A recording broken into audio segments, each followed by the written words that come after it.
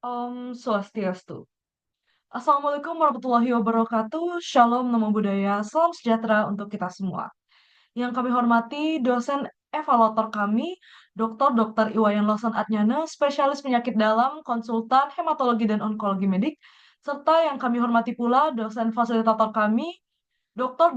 Agung Nova Mahendra, Sarjana Kedokteran Master of Science. Mohon izin dokter, kami dari SGD A3 izin untuk presentasikan hasil dari student project kami yang berjudul B12 Deficiency Anemia.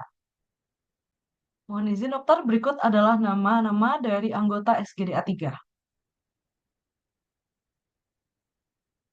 Baik dokter, mohon izin perkenalkan saya dari Wilanita Pravina Dewi dengan 3 digit terakhir 161, izin untuk memaparkan mengenai latar belakang diangkatnya permasalahan dalam student project kami. Jadi di sini saya membreakdown menjadi beberapa poin. Yang pertama di sini adalah prevalensi anemia di Indonesia yang semakin mengkhawatirkan. Jadi dilansir dari data Rikasdas tahun 2018 menunjukkan bahwa prevalensi anemia itu sudah mencapai 23,7% dengan angka lebih tinggi pada kelompok usia 15 sampai 24 tahun atau sekitar 32%.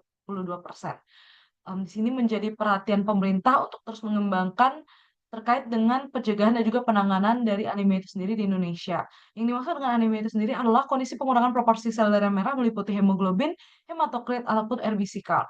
WHO sendiri mendefinisikan anemia dengan kondisi hemoglobin di bawah 12,6 gram per desiliter pada wanita dan juga di bawah 13,0 gram per desiliter pada pria.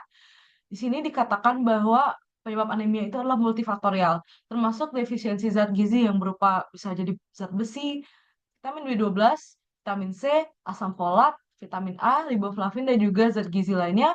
Kemudian itu konsumsi zat penghambat penyerapan zat besi dan juga kondisi perdarahan, infeksi, dan peningkatan kebutuhan sel darah merah. Adapun di sini peran dari vitamin B12 yaitu sangat esensial dalam eritropoiesis dan juga sintesis DNA. Maka defisiensi dalam vitamin B12 itu dapat menyebabkan anemia megaloblastik ataupun jenis anemia lainnya dengan gangguan pematangan inti sel eritrosit, di mana terjadi ketidakseimbangan kematangan inti sel dan sitoplasma eritrosit akibat dari defisiensi vitamin B12 dan juga asam folat. Maka dari itu, di sini menjadi penting ataupun diperlukan adanya tinjauan mendalam terkait dengan pentingnya vitamin B12 dan peranannya dalam patogenesis anemia defisiensi vitamin B12. Sekian yang dapat saya sampaikan, dilanjutkan oleh rekan saya. Terima kasih dokter. Baik, perkenalkan saya Mario Sebastian Purnama dengan 3 digit belakang 208. Di sini akan membawakan terkait dengan rumusan masalah dan manfaat penulisan. Terkait dengan rumusan masalah, kami membawakan 5 rumusan masalah. Yang pertama, apa yang dimaksud anemia defisiensi B12 dan bagaimana epidemiologi serta dampaknya di masyarakat. Yang kedua, bagaimana etiologi dan patofisiologi anemia defisiensi B12. Yang ketiga, yaitu bagaimana manifestasi klinis dan diagnosis dari anemia defisiensi B12. Yang keempat, yaitu bagaimana cara mencegah dan menangani anemia defisiensi B12. Yang terakhir, yaitu bagaimana prognosis pasien dengan anemia defisiensi B12. Sementara itu, kami membawakan 2 manfaat juga di mana ada manfaat teoritis dan klinis. Pada manfaat teoritis, kajian student project ini dapat memberikan wawasan mengenai anemia defisiensi B12 secara menyeluruh sehingga dapat memperkaya wawasan penulis dan juga pembaca, serta pada manfaat klinis, membantu klinisi dalam mengenali dan mengatasi anemia defisiensi B12 sehingga dapat melakukan penanganan dan pencegahan yang tepat, serta dapat mengembangkan strategi pencegahan anemia defisiensi B12 yang lebih efektif. Sekian akan dilanjutkan oleh teman saya. Perkenalkan, saya Nimade Nanita ini dengan 3 digit NIM akhir 135, seizin untuk mempresentasikan pembahasan 2.1 yakni definisi, epidemiologi, dan juga dampak anemia defisiensi B12 pada masyarakat. Definisi anemia defisiensi vitamin B12 adalah kondisi di mana tubuh mengalami kekurangan vitamin B12 atau kobalamin yang diperlukan untuk membentuk sel darah merah yang sehat. Kekurangan ini juga dapat memicu terjadinya anemia megaloblastik dan juga anemia perniciosa. Adapun dampak pada tubuh yang ditimbulkan akibat anemia defisiensi vitamin B12 yakni yang pertama, adanya gejala hematologis yaitu eritrosit yang mengalami pembesaran atau makrositosis sehingga mengganggu transportasi oksigen. Yang kedua, terdapat gejala neurologis berupa disfungsi mielinisasi pada sistem saraf pusat. Dan yang ketiga yaitu terjadinya gejala pada saluran pencernaan yaitu terjadinya perubahan pada epitel mukosa. Sekian yang dapat saya sampaikan, akan dilanjutkan oleh teman saya. Terima kasih. Baik dokter, di sini saya akan melanjutkan presentasi dari SGD kami. Sebelumnya perkenalkan nama saya Enrikus Fendi Bere dengan 3 digit NIM terakhir 007. Di sini saya akan menjelaskan terkait dengan epidemiologi dan juga dampak anemia defisiensi B12 ini terhadap masyarakat. Yang pertama adalah epidemiologi. Secara epidemiologi, prevalensi atau kejadian dari anemia defisiensi B12 ini masih tergolong rendah, yakni sekitar 1-2% saja. Dan ada beberapa kelompok orang yang secara epidemiologi memiliki faktor resiko terkena anemia defisiensi B12 ini. Yang pertama, lansia punya resiko sekitar 40%, kemudian ibu hamil dan menyusui punya resiko sekitar 27-46%, dan anak sekolah sekitar 40%. Untuk data epidemiologi dari anemia defisiensi B12 ini masih di Indonesia itu masih tergolong terbatas. Kemudian kita beralih ke dampaknya pada masyarakat, itu pada bidang kesehatan dapat menyebabkan komplikasi infeksi, gangguan saraf, dan juga perdarahan. Sedangkan pada bayi yang ibunya menderita anemia defisiensi B12 ini dapat menyebabkan terjadinya cacat lahir dan juga keterlambatan perkembangan dan juga penurunan produktivitas akibat gejala berat. Nah, itu mungkin sekian dari saya. Selanjutnya akan dilanjutkan oleh teman saya. Terima kasih.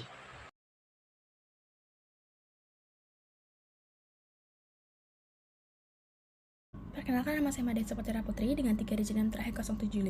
Sebelumnya sudah jelaskan rekan saya tadi terkait definisi dari diferensiasi anemia B12. Selanjutnya mari kita bahas terkait etiologinya. Anemia diferensiasi B12 ini terjadi akibat kekurangan vitamin B12 yang penting untuk pembentukan sel darah merah dan fungsi sistem saraf.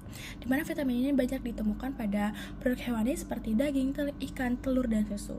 Kekurangan B12 menghambat produksi sel darah merah yang sehat dan menyebabkan sel darah merah akan menjadi besar dan tidak berfungsi dengan baik.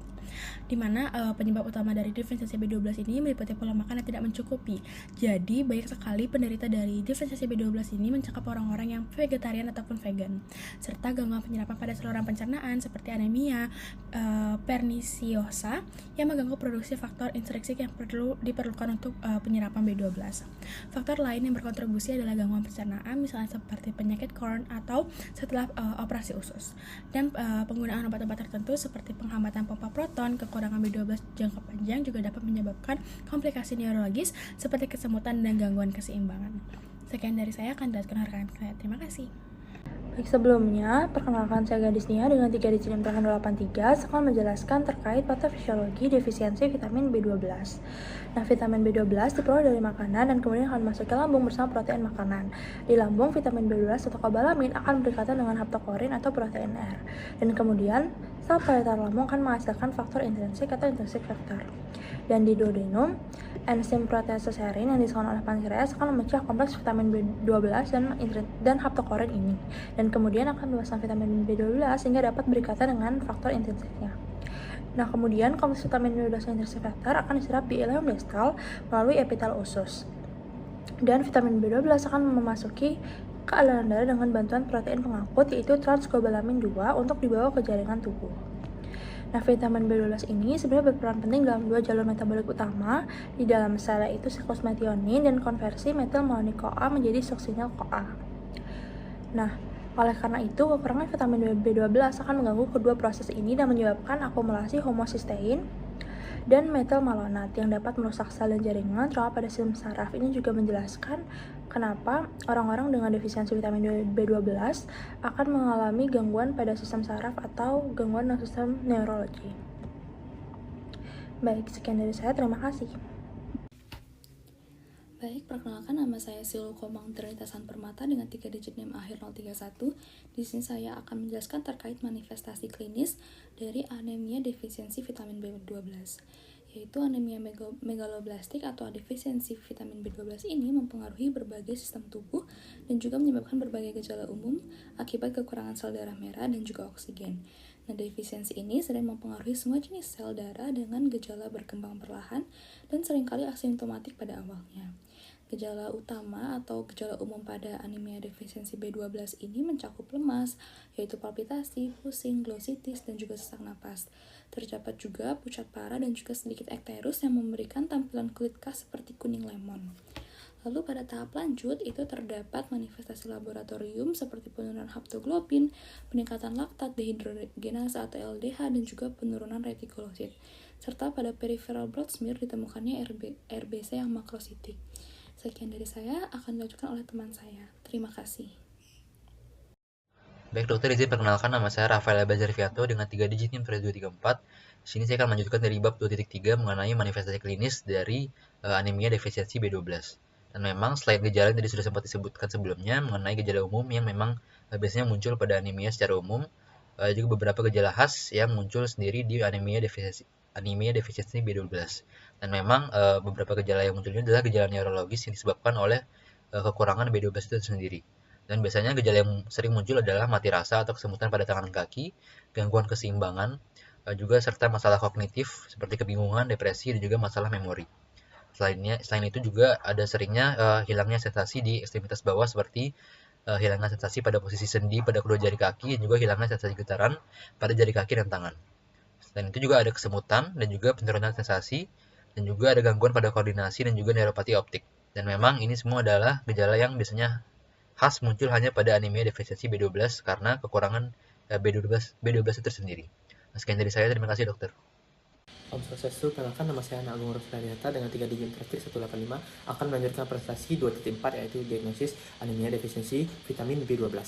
Jadi diagnosis anemia defisiensi vitamin B12 menggunakan pendekatan yang komprehensif yang mencakup 3 tahap. Yang pertama ada anamnesis, pemeriksaan fisik, dan juga pemeriksaan laboratorium. Pendekatan ini penting untuk memastikan bahwa kita dapat mengenali gejala dan tanda khas serta menentukan pengobatan yang tepat. Yang pertama, anamnesis atau wawancara antara dokter dan pasien. Di sini kita akan mengancari gejala umum seperti kelelahan, kulit pucat, sariawan, sakit kepala, serta gejala neurologis seperti kesemutan atau mati rasa. Selain itu kita menggali riwayat diet pasien, khususnya pada pasien yang vegan, serta riwayat medis atau penggunaan obatan yang dapat mempengaruhi penyerapan vitamin B12. Lalu yang kedua adalah pemeriksaan fisik.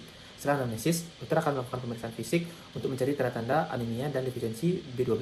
Tanda-tanda seperti kulit pucat dan juga jaundice, yaitu kekuningan pada kasus yang berat, dan juga menjadi indikasi awal anemia defisiensi B12.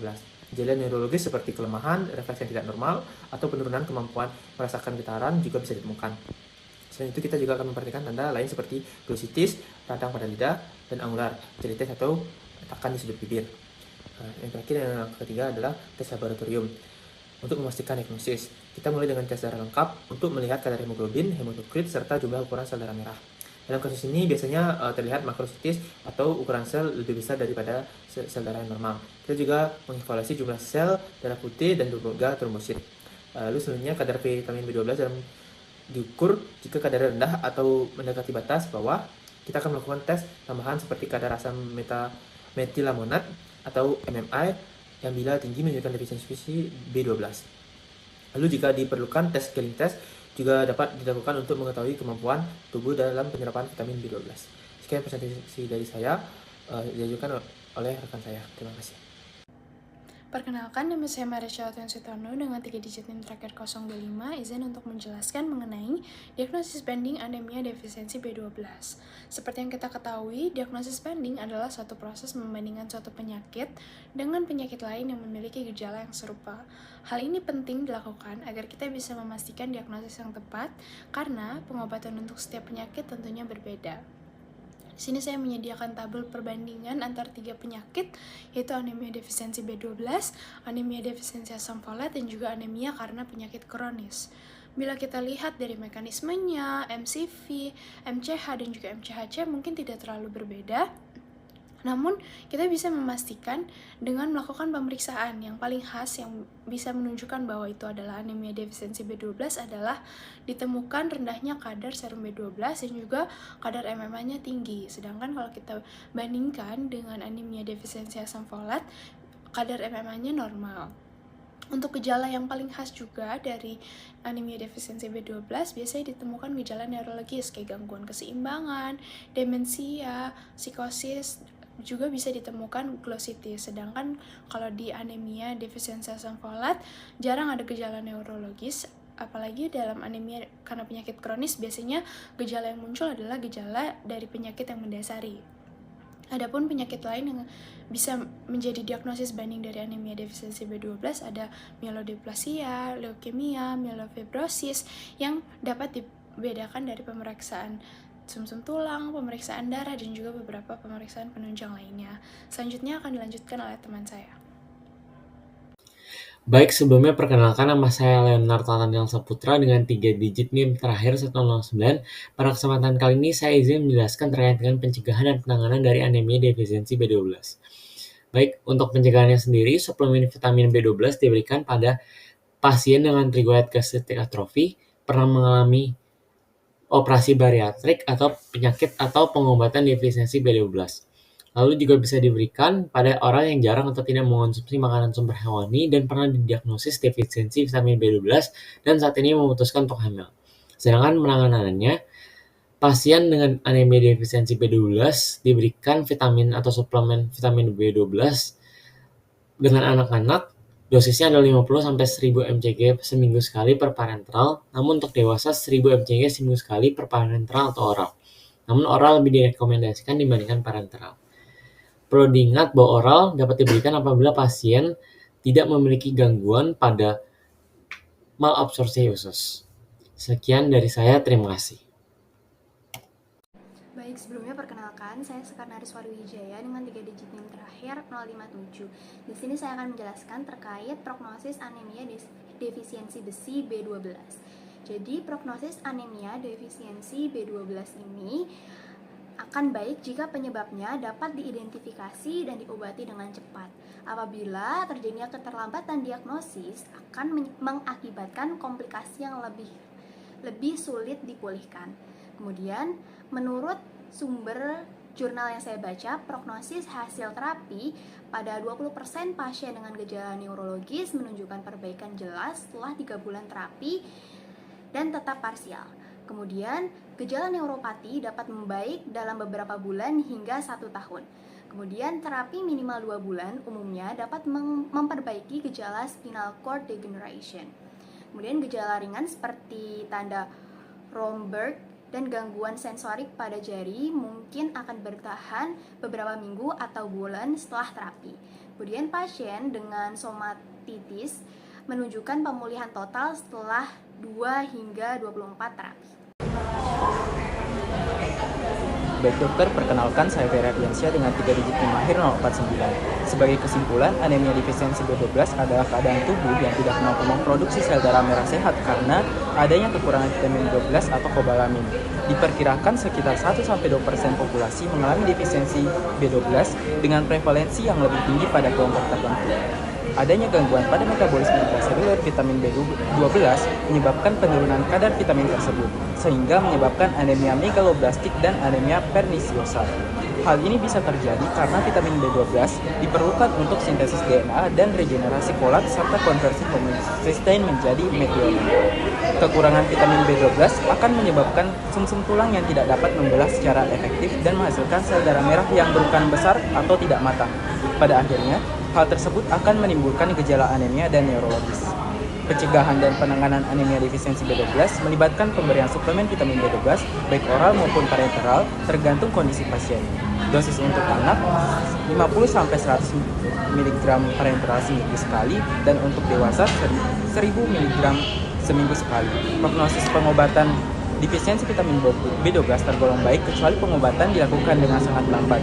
Pengobatan anemia defisiensi besi yang tepat waktu mampu memberikan kesembuhan secara total kepada pasien, meskipun beberapa kasus yang berat bisa membutuhkan waktu beberapa bulan hingga 2 tahun. Untuk saran yang pertama bagi masyarakat perlu meningkatkan kesadaran akan pentingnya asupan vitamin B12, terutama bagi kelompok beresiko seperti lansia, ibu hamil, dan vegan. Pemeriksaan rutin kadar vitamin B12 sangat disarankan untuk mendeteksi dini dan pencegahan komplikasi serius akibat defisiensi B12.